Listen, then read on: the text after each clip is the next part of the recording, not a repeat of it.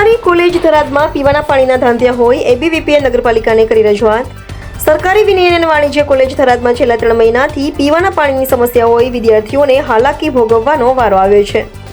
જોકે ઉનાળાની કાળઝાળ ગરમીમાં પ્રકોપ વચ્ચે હાલમાં કોલેજના નવીન વિદ્યાર્થીઓની એડમિશનની પ્રક્રિયા ચાલી રહી છે અને આગામી દિવસોમાં કોલેજનું શૈક્ષણિક કાર્ય રાબેતા મુજબ શરૂ થવા જઈ રહ્યું હોય કોલેજમાં પીવાના પાણીને અભાવે પારાવાર હાલાકી વેઠવાનો વારો આવ્યો હોય 2 જૂન સોમવારના રોજ અખિલ ભારતીય વિદ્યાર્થી પરિષદ એબીવીપી થરાદ દ્વારા શાખા દ્વારા આવેદનપત્ર સ્વરૂપે નગરપાલિકા તંત્રને લેખિત રજૂઆત કરી પાણીની સમસ્યાનો કાયમી ઉકેલ લાવવાની માંગ કરી હતી।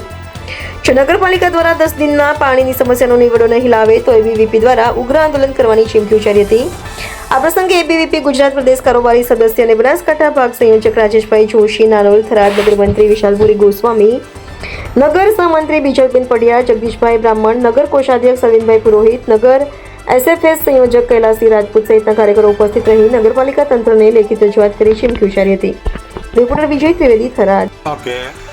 નમસ્કાર। આજે અખિલ ભારતીય વિદ્યાર્થી પરિષદ થરાદ શાખા દ્વારા જે થરાદની સરકારી કોલેજમાં પીવાના પાણી માટેનું જે સહાયતા મળતી નથી અને જે વિદ્યાર્થીઓને ખૂબ જ તકલીફ ભોગવવી પડે છે। છેલ્લા 3 મહિનાથી પાણી આવતું નથી અને વિદ્યાર્થીઓ પાણી માટે બહુ તરસી રહ્યા છે અને વિદ્યાર્થીઓને પાણીનો પુરવઠો મળી રહે તે માટે આજ નગરપાલિકામાં અખિલ ભારતીય વિદ્યાર્થી પરિષદ થરાદ નગર ટીમ દ્વારા રજૂઆત કરવામાં આવી છે અને જો અમારી રજૂઆત અત્યારે આ લોકોએ સાંભળી છે અને 10 દિવસનો એમને ટાઈમ આવ્યો છે। 10 દિવસમાં અમે તમને પાણીની વ્યવસ્થા કરી આપું અને જો 10 દિવસમાં પાણીની વ્યવસ્થા નહીં થાય તો અખિલ ભારતીય વિદ્યાર્થી પરિષદ થરાદ ટીમ અને થરાદ નગર ઉગ્ર આંદોલન કરશે અને તેમજ 500થી 1000 વિદ્યાર્થીઓની સંખ્યામાં વિદ્યાર્થીઓ પણ આંદોલન કરવા માટે તૈયાર છે। તમે ઉગ્રથી ઉગ્ર આંદોલન કરી અને મારી પાણીની જે વ્યવસ્થા છે અમે પૂરી કરાવશું।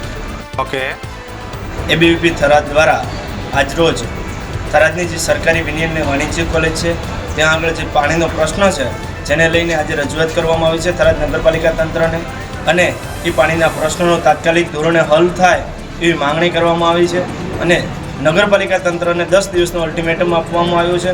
જો એ 10 દિવસની અંદર જો પાણીની વ્યવસ્થા તાત્કાલિક ધોરણે જો નહીં થાય તો આગામી સમયની અંદર વિદ્યાર્થી પરિષદ ઉગ્ર આંદોલન કરશે અને તેની સંપૂર્ણ જવાબદારી થરાદ નગરપાલિકાની રહેશે અને આ આંદોલન ન કરવું પડે જેને લઈ તાત્કાલિક ધોરણે વિદ્યાર્થીઓના હિતને ધ્યાનમાં લઈ અને આવી કાળઝાળ ગરમીની અંદર જે વિદ્યાર્થીઓને પાણી માટેની જે આ પ્રોબ્લેમ થઈ રહી છે એનું સોલ્યુશન લાવે એવી માંગણી છે અને જો નહીં થાય તો ઉગ્ર આંદોલન કરશે અને તેની સંપૂર્ણ જવાબદારી નગરપાલિકા તંત્રની રહેશે।